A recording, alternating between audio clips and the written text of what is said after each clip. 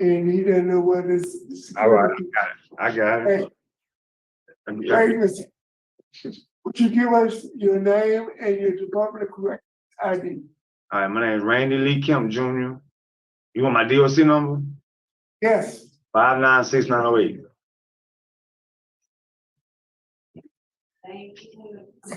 Mr. Kemp, you're here for a revocation hearing this morning, is that correct?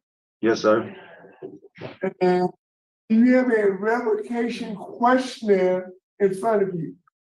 No, sir. No, sir. Guess not. The officer can give you a piece of paper. We gonna put it up on the screen for you.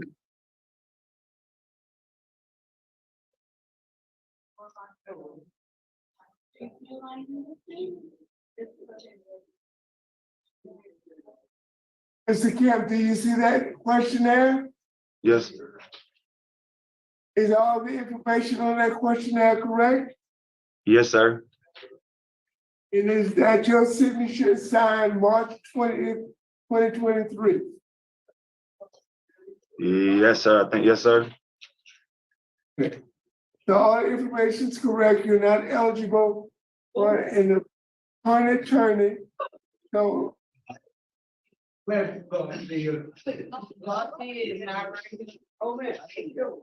Yes, sir.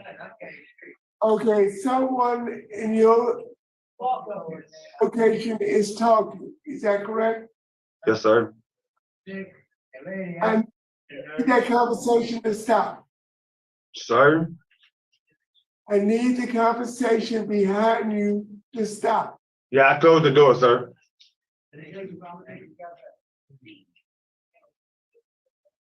We still hear the conversation.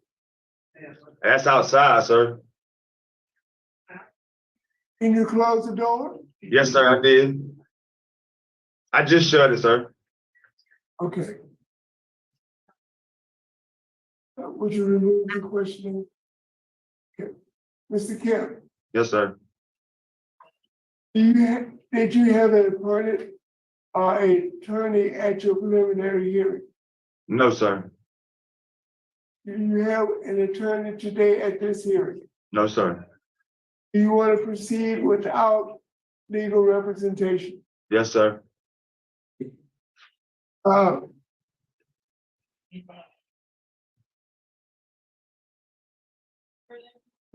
Mr. Kemp, Yes, sir.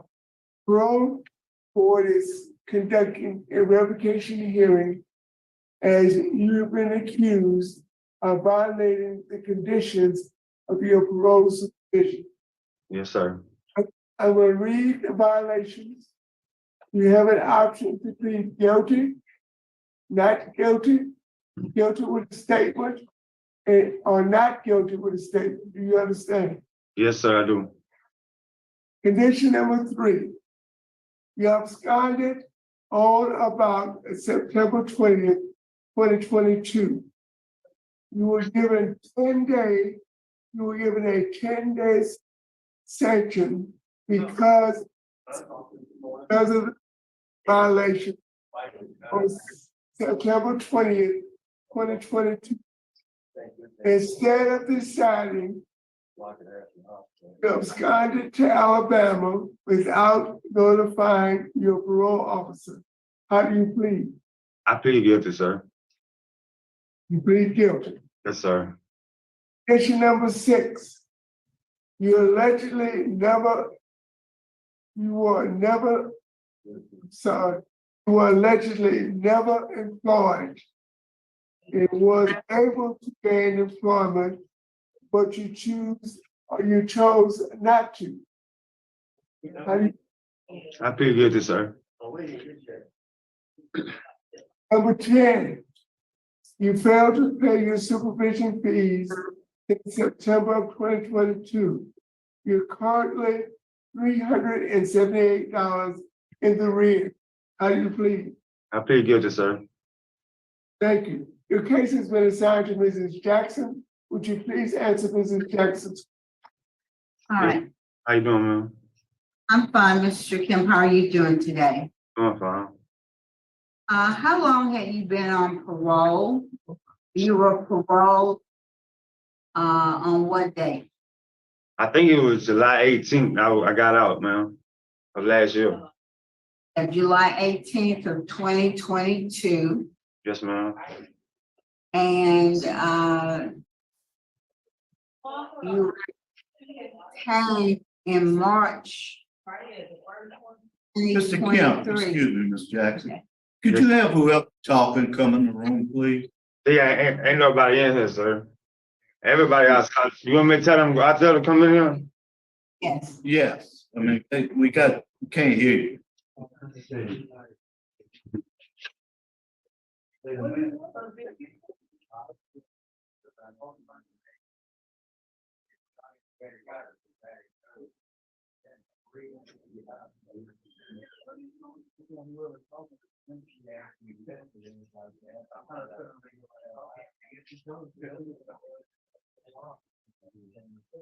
What happened? Never came up.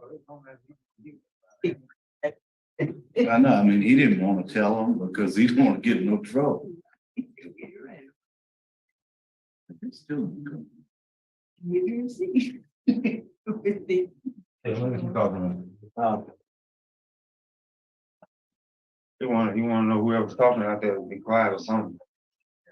Oh, okay. Well, I can tell him to hold it down. He gonna tell, Officer, would you please introduce yourself, sir? Yes, the Deputy James. Okay, The offender went out to you at our instructions. He was only following instructions of the board. During our hearing, we can hear the conversation in the next room, and it's very disruptive. So can you? yes. I'll see. Thank you. If I didn't want to get you into trouble, so I had to explain that. yes, sir. Okay. Mr. Kemp, you pled guilty to all of the violations. Yes, ma'am.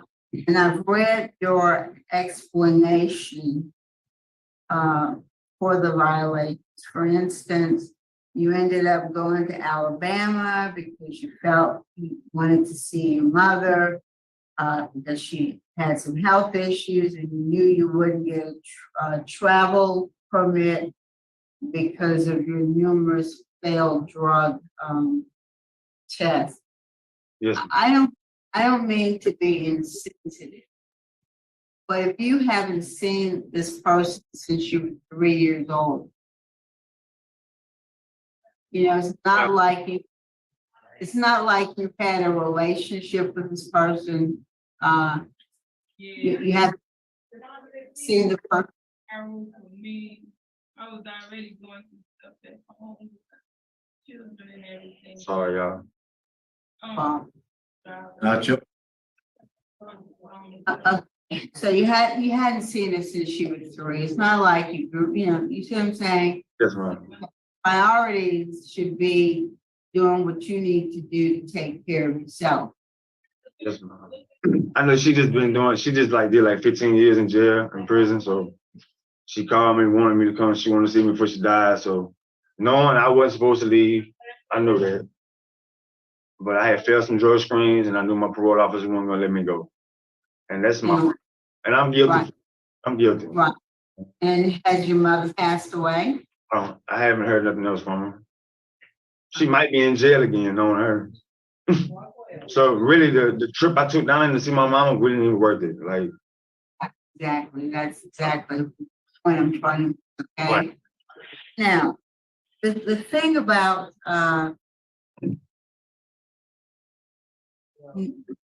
being employed or employable, your response is you couldn't keep a job because of your drug addiction, right? yes, ma'am, you're right. When I went through your parole officer's notes, and they really worked with you really hard to try to get you into treatment, and you just weren't willing to follow through. You know, they wanted you to go, you didn't want to go inpatient. You wanted to do outpatient, which is the typical dodge by drug addicts. you don't want to go into inpatient, you don't want to lose that control. You want to go to outpatient, and of course, you don't really follow through with that. Yes, ma'am. I did go to inpatient for a couple of days. But that's my point, a couple of I know, days. for a couple of days. Went to Wood Lake, and you said Wood Lake was not a good place. And so, I mean, had a parole officer who was really trying to help you deal with your addiction. And obviously you weren't ready to take it seriously. You're right, ma'am. And then of course you weren't working. And so obviously you weren't paying the fees. And so all of this problem that you have right now is really related to the fact that you've got a drug addiction that you just haven't dealt with. Yes, ma'am. How long have you been detained?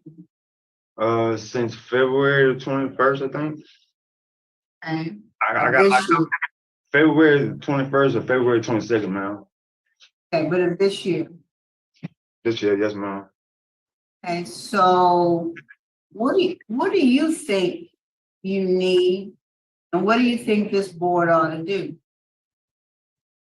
I think I need some treatment. Like, that's the only thing, that really stopping me out there in the world, is the drug thing. I started smoking crack at 12 years old, and I know I'm not trying to brag or nothing like that, because ain't nothing to brag about.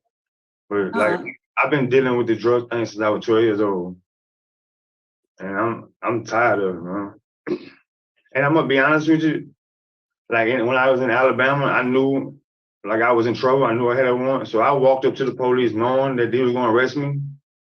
Because when I was in Alabama, me and my dad got in a fight and I couldn't get back up here. So I just got tired, man. So I just walked up to the cop and let him run my name and I went to jail. I just got tired.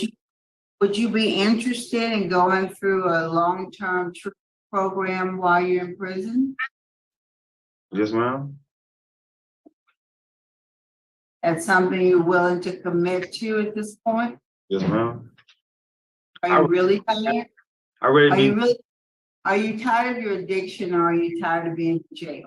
No, I'm tired of my addiction. The jail, I just did 3.5 years. The jail thing ain't the problem. It's my addiction. Okay, and you want help for that? Yes, ma'am.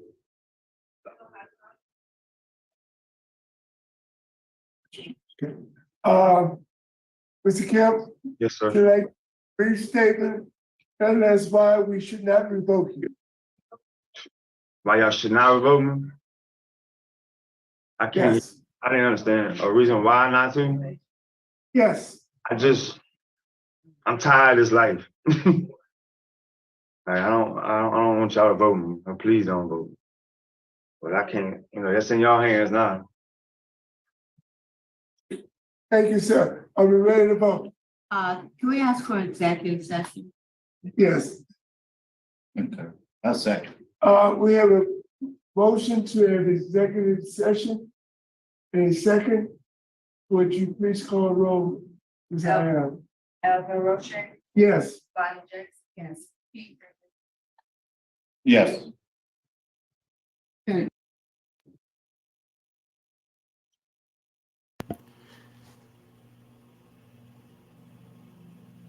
Wow.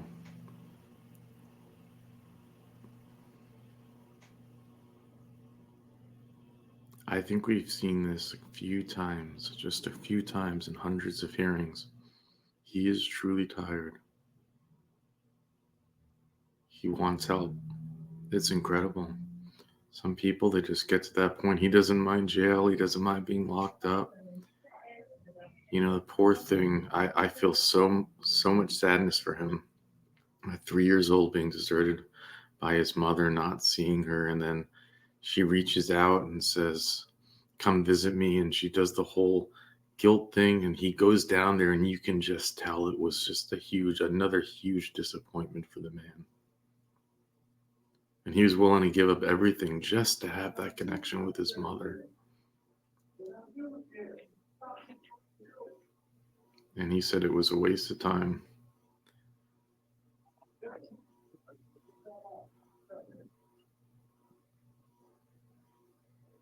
That is so heartbreaking. You can only imagine the type of hardship and trouble and abuse that he has experienced to drive him to where he is today. And I have full confidence in the board that they're going to send him to a Steve Hoyle long-term program, one of those things, and they're going to try to do the right thing by him. I mean, he's ready. He actually asked not to be released.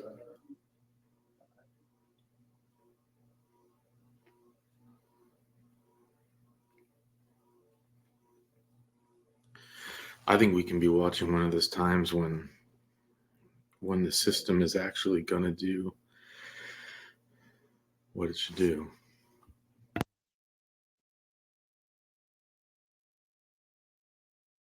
Mr. Kemp, Yes, sir. we're back in session. Time is 9:33. Is a panel ready to vote?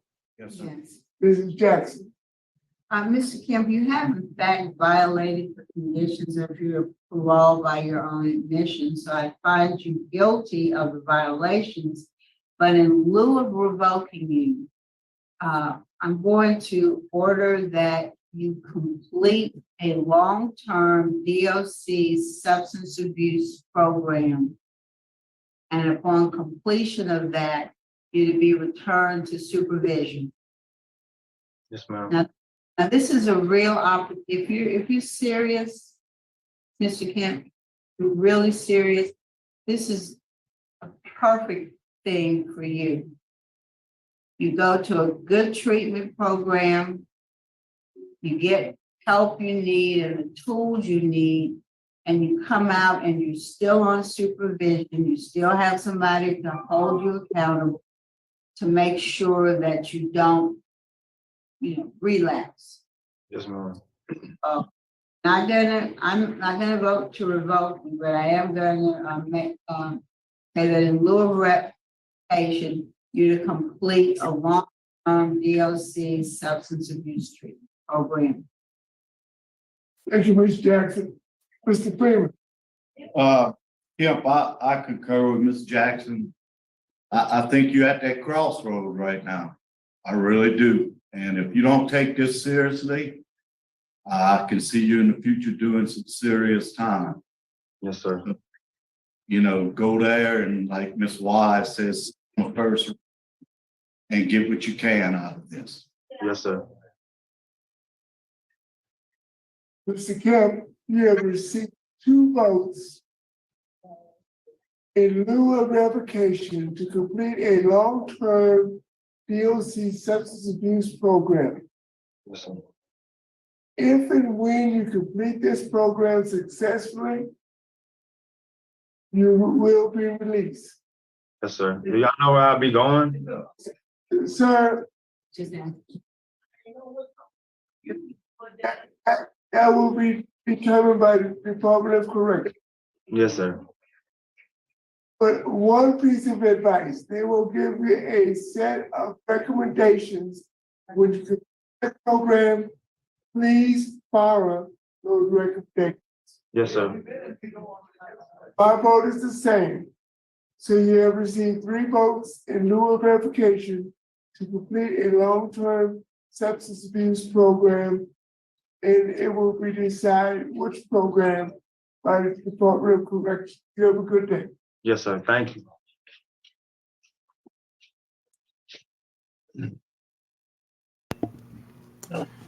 I thought that was sweet when Miss Jackson kind of said to Mr. Jackson, he's just asking.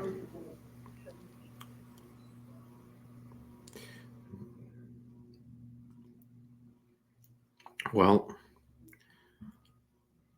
let's wish him luck. We'll be here to see him at his next